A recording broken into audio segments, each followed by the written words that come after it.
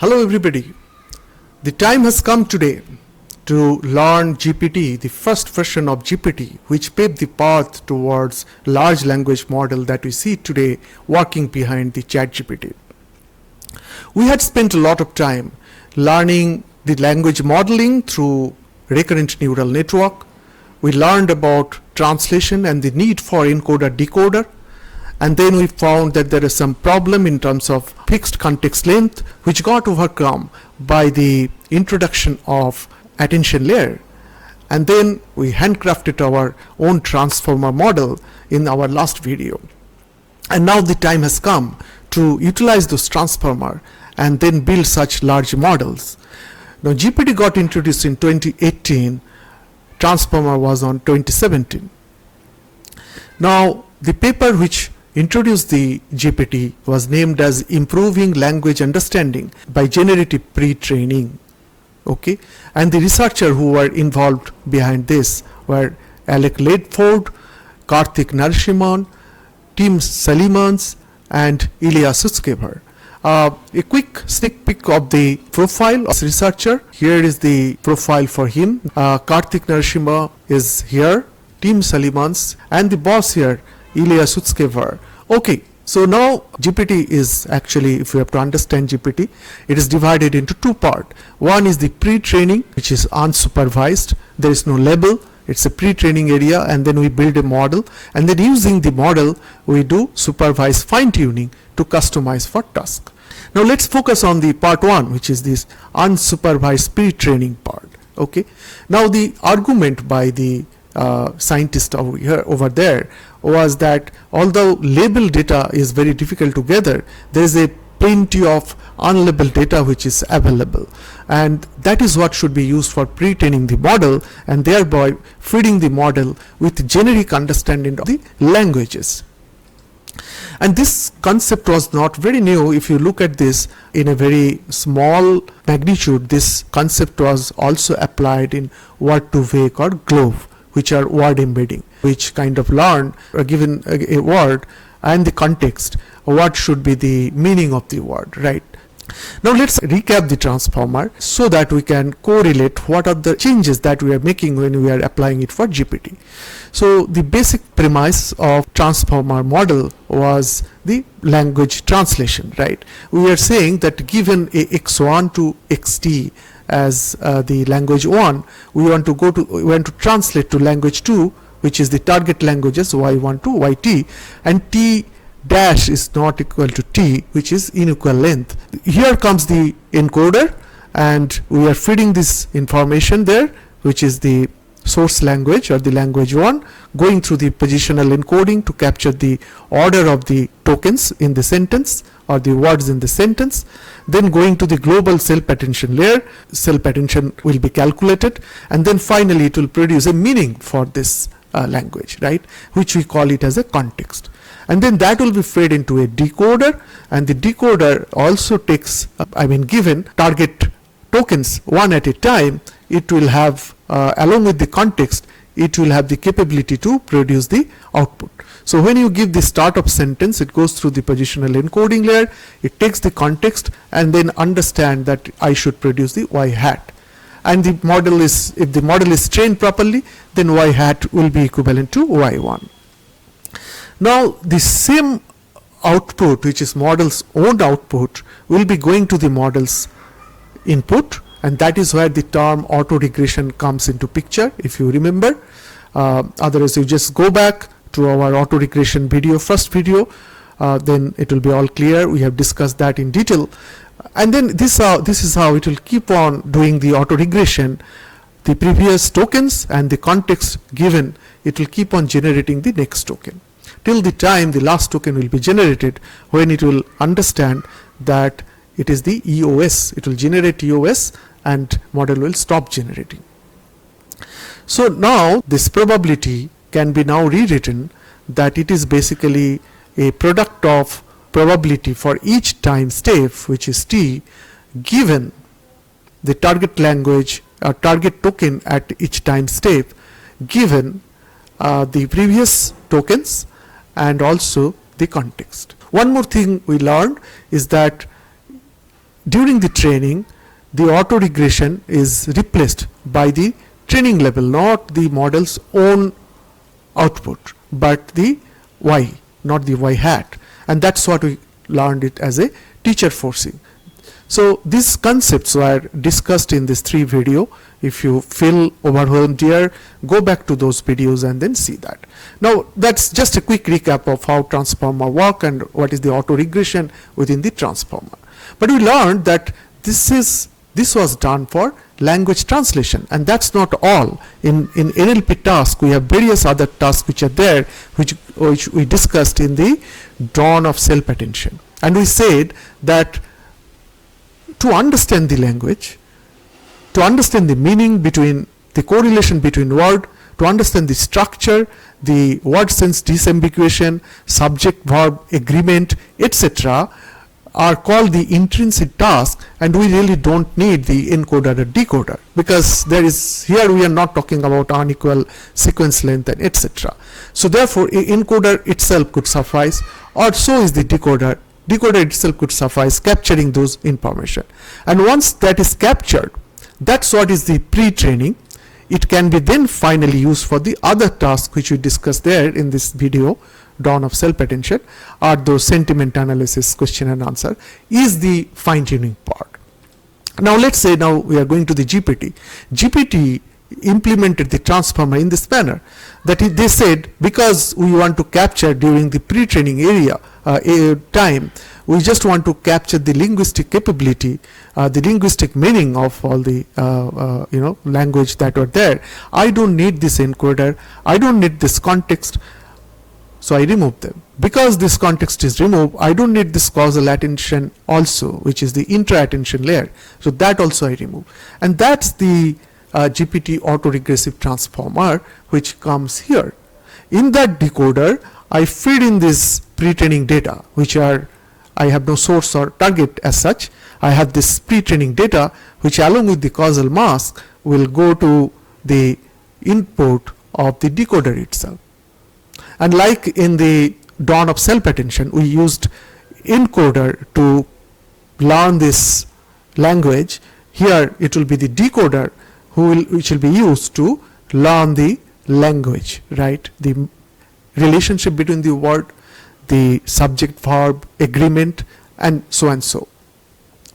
So this picture was taken from the paper, the GPT-1 paper that we discussed, and here the tokens will appear one at a time.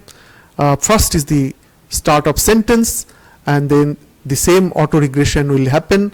One token will be generated, which is X hat, then it will be fed into the model, and the second will be generated during the inference time, and like that till the time your entire sentence has been fed, and it will understand that now it is time to stop generating. The model is actually generate the next token given previous token, is the basis for language modeling. Given a set of words, what is the next word? That's what is called the language modeling, right? We learned it in the first video of RNN. Okay, so one more thing is the teacher forcing will be also in place here during the training time. We'll not use X hat, but we'll actually give X1 here. Fine. So that's what is the model architecture for GPT. Let's move forward and see what is the loss function which will be used for the training.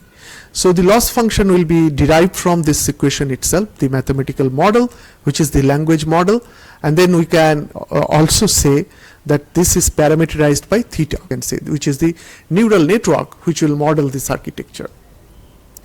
And we are replacing this X as U because that's how it was represented in the original paper. So in case you are going back and reading the paper, you will be able to correlate that here whatever the X here is actually U, which is a set of token, a continuous token, a corpus of tokens using which it is getting trained.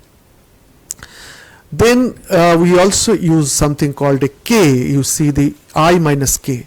So we don't feed in all the tokens together, but we kind of window them and K size window, and then those many tokens are fed into the model at a time so that the next token can be generated. And then the product, this probability, which is the product of all the tokens in the sentence, is difficult to calculate. It brings numerical instability.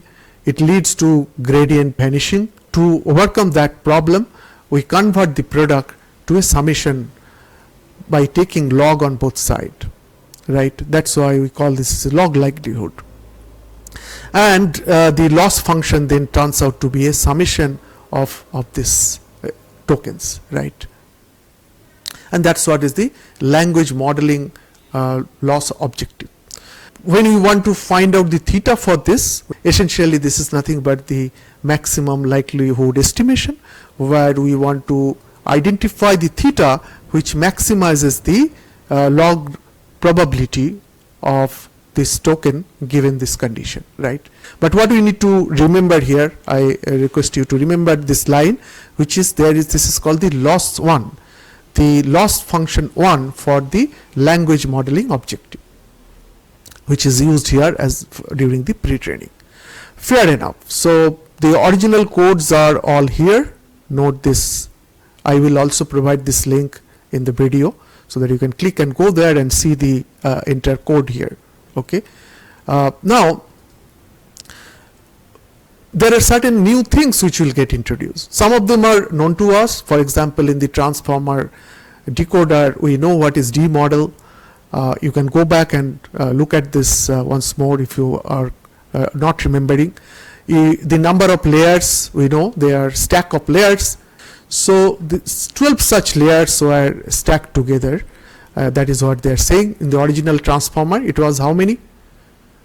This is a question to you. Comment, please, in the comment, say what is this in the original transformer, what is the number of layers they have used, and what is it that we are using here is 12.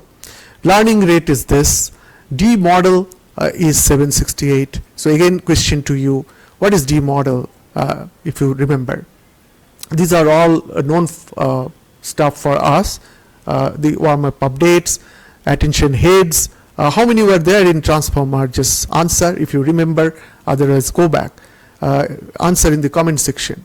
So attention heads, they have also used 12 here. Epochs is 100 and DFFN, what is that? That's the last layer, right? The dimension of that last layer, the last linear layer. And then mini batches, these are all known to us. What is new is this term, weight initialization. What does it mean? Let's quickly go and see what does it mean. Weight initialization is basically, if you remember, that we were doing layer normalization instead of batch normalization. But whether layer normalization and batch normalization, the idea is to transform the layer input to have a zero mean and the unit variance, right? But now if we, on top of that, if you also initialize the weight by a normal Gaussian distribution with zero mean and standard deviation of a small number, then we ensure that along with the layer normalization, they are not very big, neither too big or not too less, which helps stabilizing the model. So that's what we are saying here is the control variance. In terms of code, how it looks like this, that when we are initializing any weight, for example, this is the kernel initialization, and we are initializing a dense neural network. At that time, we can say how the weight will be initialized through this initializer random norm. Mean is 0 and the standard deviation is 0.02. So that's what we have not used in our transformer. It is a new term, so that's why we are explaining it here. The other thing we are seeing new is the Gaussian error linear unit, GeLU, as the activation unit. Normally we are familiar with this stuff, which is ReLU, the orange one. What is it? It is basically the max of 0 and x, which means anything which is less than 0 or a negative number will be converted as 0, which was introduced in 2012, right? You see the same familiar name, Ilya Sutskever, who introduced the ReLU concept. So he has got a lot of contribution in the machine learning. Okay, and then this is a piecewise linear function. So this is one piece and this is another piece. It kind of breaks the linearity and bring in non-linearity in a very simplistic manner. However, it had a problem. The problem was dying ReLU because of this converting any negative values to 0.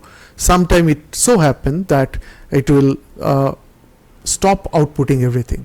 It will keep on producing 0 only. So to overcome that, something got introduced which is called GeLU, which is exponential linear unit. As you can see, the green color is showing here. That is basically converting anything which is negative as an exponential term. So it will not be 0. It helped to some extent, but nevertheless both of them are actually working on the sign of the input. Rather than that, the GeLU function, which is improvement over GeLU, is saying that you don't have to go by the sign, but rather you try to find out how much the input is greater than all other input, and that's kind of bring in a probabilistic approach here. And this says that this can be calculated. If you can see here, the formula is saying that given an input, you have a multiplier, you have the scaling factor, and the scaling factor is the probability of x being lesser than a certain value, which is a CDF. If you forgot what is PDF and CDF, I am just quickly showing you that a probability density function gives you the exact value, not exact value, it is the density of this region, because this is a continuous variable. We can never say it is exact. So it will be integration, a slice of this graph from point A to point B, and we do integration on this x value, so that fx, so that we get the density of this area. Okay, but if it is a discrete variable, then we can say this is a probability mass function, and that indicates the exact value, which means if the question will be something like that, that how likely it is that the temperature will exactly be 90 degree Fahrenheit. We are trying to find out exactly.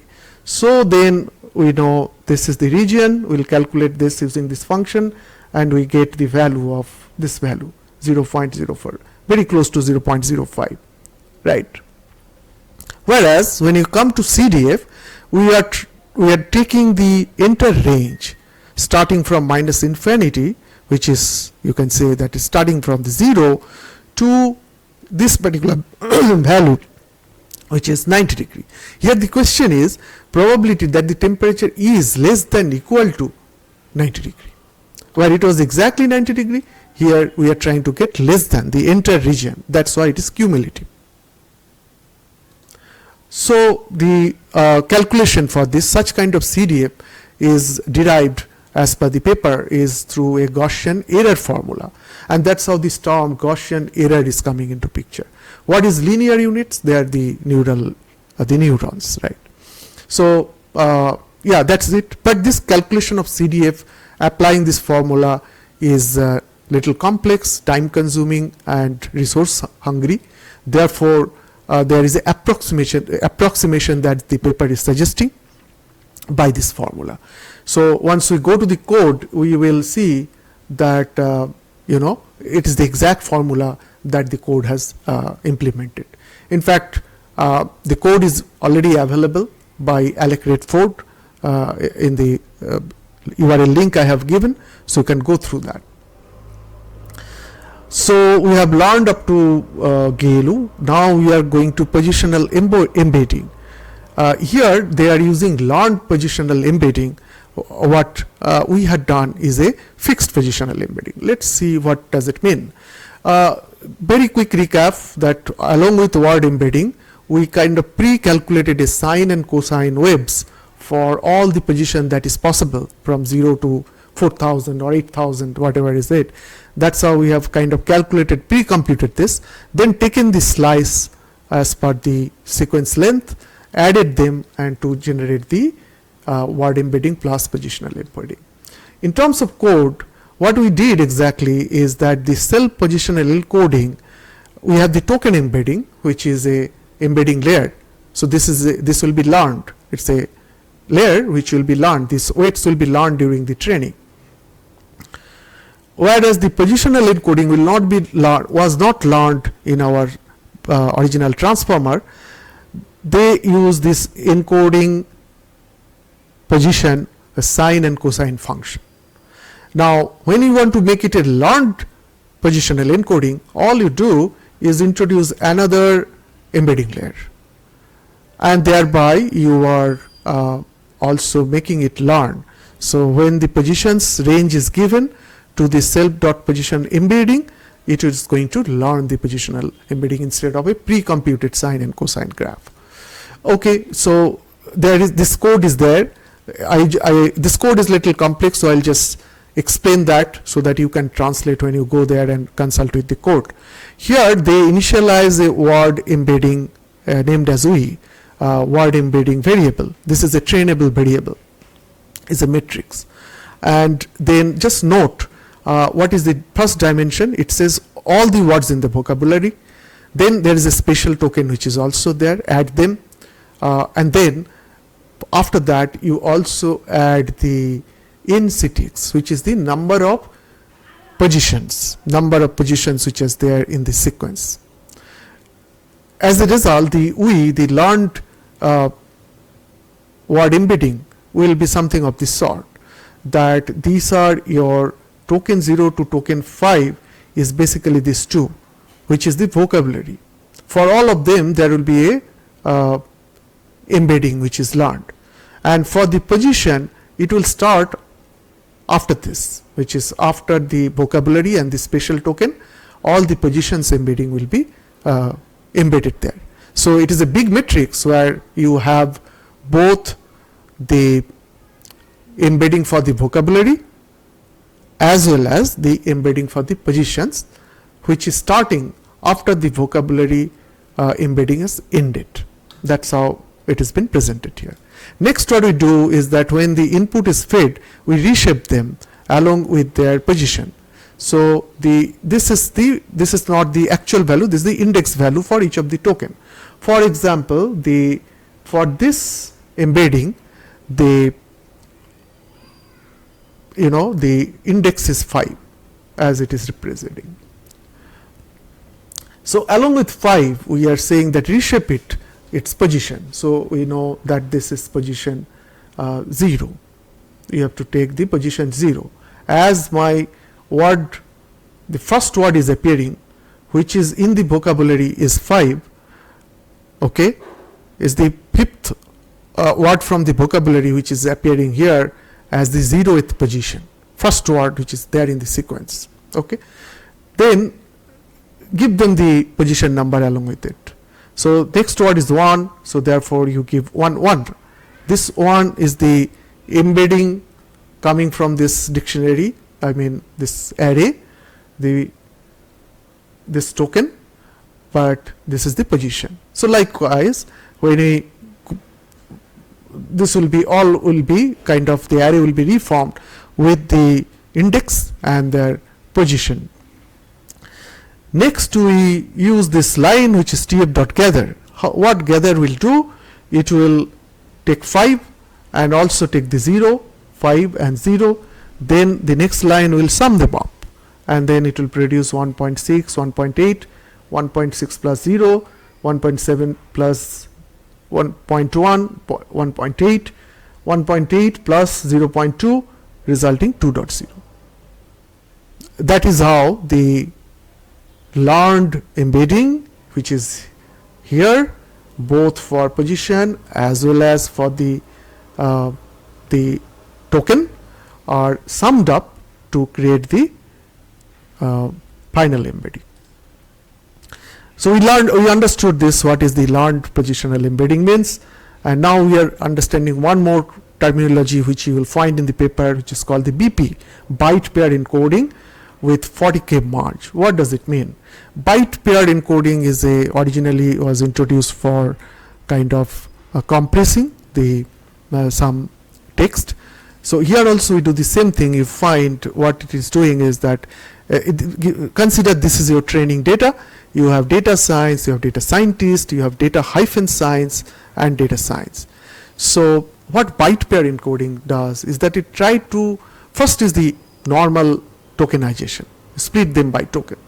The second is that it do initial vocabulary creation by all the characters which are there. Then it does the iteration and then try to find out that which are the most frequent pair, and then iteratively, first it find out the D are with A, because there are a lot of data science here. So this is the most frequent pairing which is happening, and keep on and then replace the D with DA, D and A with DA, and thereby finally you try to find out that basically, you know, the data science and all of them can be reduced to 3 terms. One is data, another is science, another is data science. Instead of data science, data scientist, and data hyphen science, we are now having the data science as a merged term. So that reduces the number of token, and as it reduces the number of token, we know transformer is quadratic, so it helps, right? There will be less number of token coming into picture. Okay, how exactly it is implemented, again you can go there and see the code. You will understand it now very clearly given this presentation. Okay, now the time has come where after learning all this, we want to now go to a confusing area, confusion in my mind, and maybe one day I have to ask the authors, or maybe I will just tag them somewhere so that they can clarify. Most likely they will not have time for doing all these silly things, but see the confusion here in the paper. They are saying 3.1 section, unsupervised pre-training is a section you will find if you are reading the paper. So what it tells you is that in our experiment we use multi-layer transformer decoder, which was used in this paper, 34 number. You consult with the 34 and then you see the paper name is Generative Wikipedia, Generating Wikipedia by Summarizing Log Sequences, which was published in ICLR 2018 by Google people, by the folks from Google. What is it? It spoke about 2 things. One is the local attention, which is basically saying windowing of, instead of taking the entire token at a time, make them window them. The 256 is the window that they proposed. If you remember, this concept we discussed in our transformer video, that because of this quadratic concept, when the number of token is very large, which is the case if you are trying to train the transformer using the entire Wikipedia data, you can understand it's a huge, large number of input which is going. So if the sequence is very large, then n square becomes almost impossible to compute given the hardware constraint. Therefore, you are windowing it by R. For example, if this is 1000, instead of doing 1000 into 1000, that kind of flops operation, you are now doing 4 into 255. If this is 255, so then this becomes 1000 as the flops instead of 1000 into 1000. Order of magnitude complexity reduction. But with that, there is a problem of one window to understand the relation between other window. You have to cross those many paths. So that's the flip side. The other thing which you might have noticed, that CNN also was better than the recurrent neural network architecture. It also kind of exhibits the similar sequential operation. So it is able to take large number of sequences with, like here it is R into N, here it is K into N. There is some reduction which is happening here, but the only problem was that this is, as we know, convolutional neural network can't map the global dependency. They are focused on the receptive area, so the dependency mapping is very local. Okay, now taking this to concept, they said that one, we will do the local attention by windowing, which is presented here. They are splitting it actually.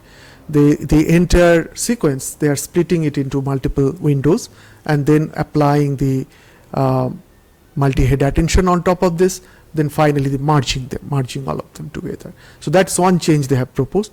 And the second change, they have said that memory compression, which is represented by this picture, they are saying that if you have the V and the K from the QKV attention, which is calculated here, if this is very large, then the Q representation and K representation, which is a matrix, and within that there are a lot of Qi and Ki. I want to reduce them. I mean, reduce them by conv through a kernel size, a receptive field, which will read 3 words at a time, also slide 3, therefore moving faster, not one by one, and therefore the size will be reduced. How the size will be reduced, we discussed in CNN. CNN for NLP is the video. Go back and see, you will understand. And you will also appreciate that why you had taken such a long time, did so much of hard work understanding those previous videos, which apparently will feel that world has moved long ahead, we are into transformer, we are into chat GPT, what is the need for learning those all videos? Now you can realize that unless those concepts are learned, even in GPT or anything which will come in future, they are built on those concepts only. So if you don't learn, then you will never be able to understand the inner working of the models. Well, here is the example. The example says that you have the sequence length as n. In our last video it was mentioned as capital T. Okay, so it is n, and the projection matrix is n dot k, which is the Q matrix, you know. So that is n cross k is the original value.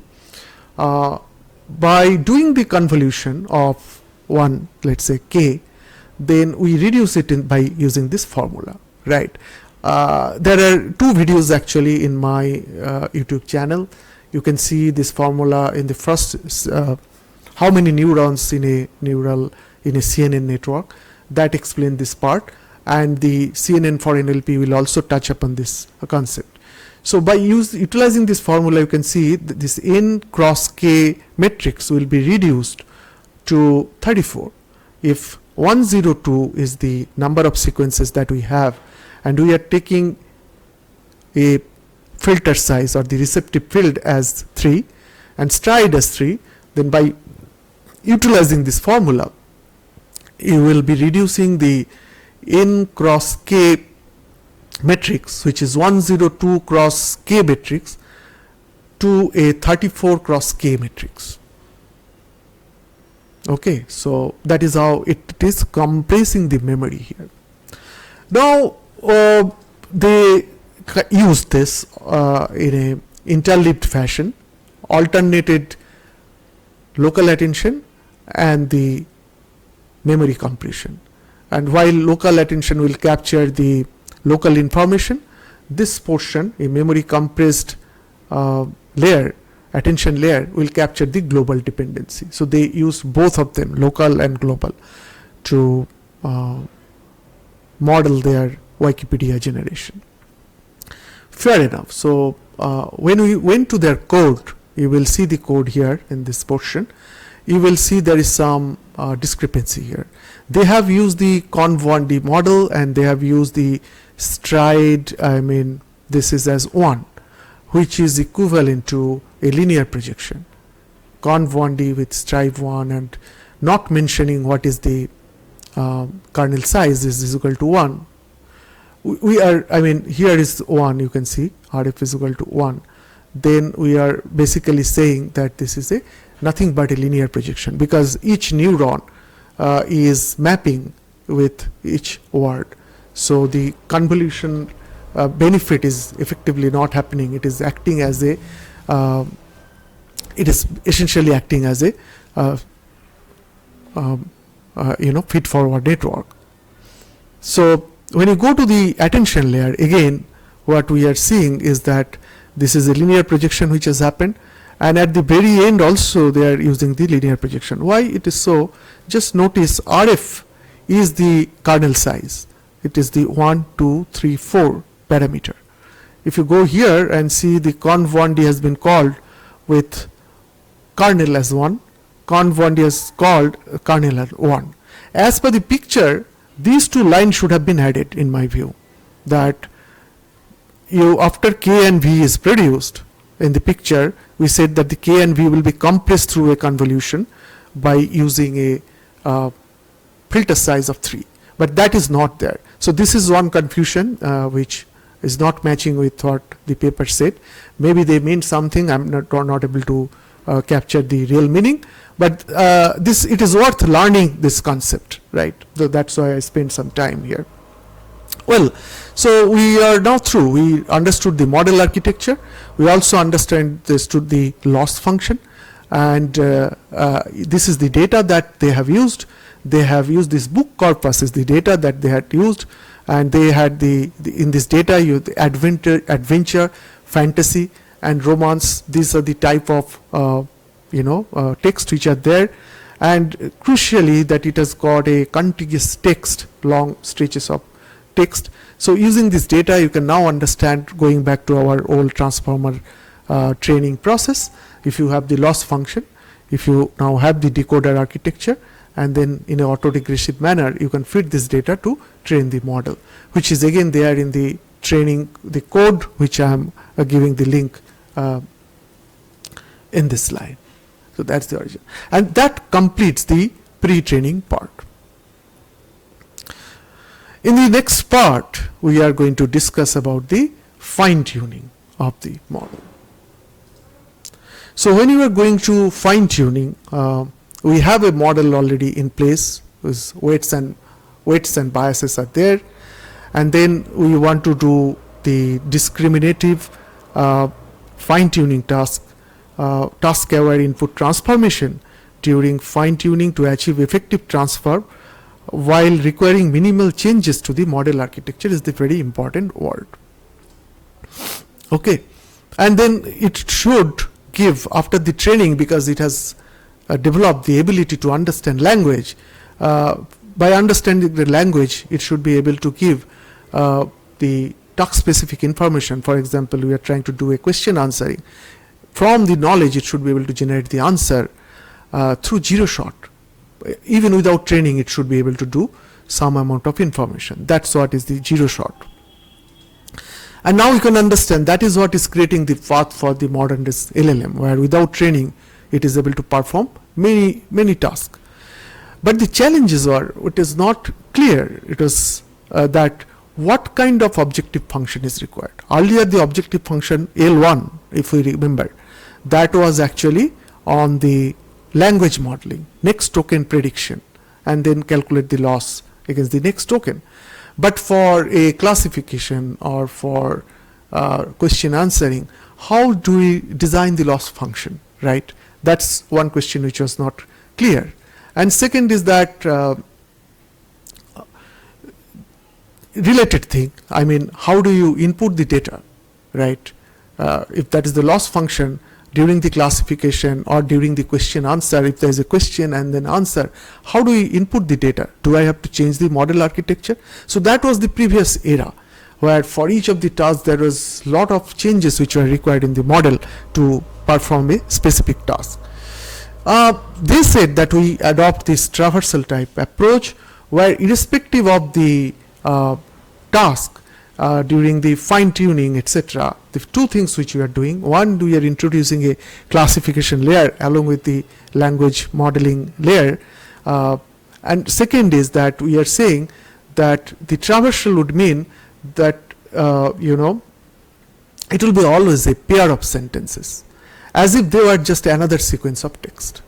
Now how do you do that? Suppose there is a question and answer. The idea over here that you put a separator between question and answer, so the model understands this, that the part 1 is the question and the part 2 is the sentence. But we are actually following the same input mechanism which was done during the pre-training. So that's a very important idea here to capture. So they had these three types of fine-tuning done. For textual entailment, we have given an example here. What do you mean by textual entailment? Question answering and classification. This is what the paper describes, how they have achieved it. there is a text prediction layer which is our loss objective L1. Now we are adding this tux classifier which is the loss objective 2. One classifier is there. So when we are doing the classification, we are giving a start token, we are giving the original text and giving a CLS type of one special token here which will capture the meaning of this task here, and then it will be fed here. Our final layer will identify from this extracted information in the special token. When it goes through the linear layer, this classification layer will say whether it is true or false, the probability. Quite easy to understand. Now you are going to entailment, where you have two sentences. So you see that there is a delimiter which is separating these two, and the extract information will capture this, finally giving you true or false. If this is the premise or the question 1, is this sentence related to that, the hypothesis, true or false. Second one is coming, second hypothesis, maybe that is false. Like that you can structure, but you are following the same input methodology. You are also following the same classification layer as these two, as the classification layer serves the purpose. Now you are going to let's say similarity measurement. So when you are going to similarity measurement, then again you see this is how the text can be given. Between two sentences, you create a two parallel network like this, and then finally join them together to create a linear projection to identify that whether the value is true or false, the probability is where. And so is the multiple choice question. Then those many input are given in parallel to the transformer to identify which one is correct. If this is correct, then others is false. Likewise, right, which is the highest probability for correct, and the others are actually false.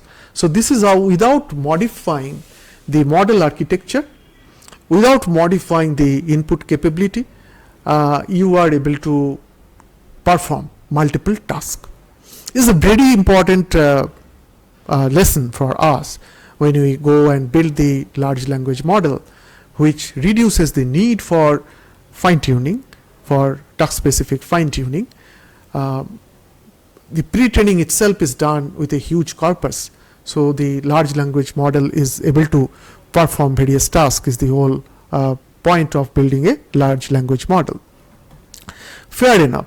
So I think then you are modeling this. The equation for this is basically, you tell me what is the probability of y is the label given a set of token, and you are doing the softmax of the hidden layer, and the wy is the added linear output layer for predicting the y. That's the added linear layer that you are adding with the pre-trained model. So comes the concept of L2 objective function, which is based on this, right? It's the summation of over all the data. You are trying to calculate the probability of the level when you have a set of token given. So that's the supervised standard L2 objective. Now the final objective is basically L3, which is the summation of the classification objective multiplied by plus the L1 which we have calculated, which is the basic language modeling, and to balance them, which is more important, you are introducing a hyperparameter called lambda. And this auxiliary objective for the task specific fine tuning has been found to be improving the overall accuracy of the model. These are the two. This is where the output was 2 shown, because there are two objective L1 and L2. So with this we have covered the GPT, pre-tuning and the fine-tuning part. The important part of the code snippets we have pasted here in this presentation itself and demonstrated you how they were implemented. The rest of the code will be developing the transformer decoder architecture, which we already know from our previous video. The difference will be that yes, we have followed a particular way of building the blocks. we have actually done it in two manner.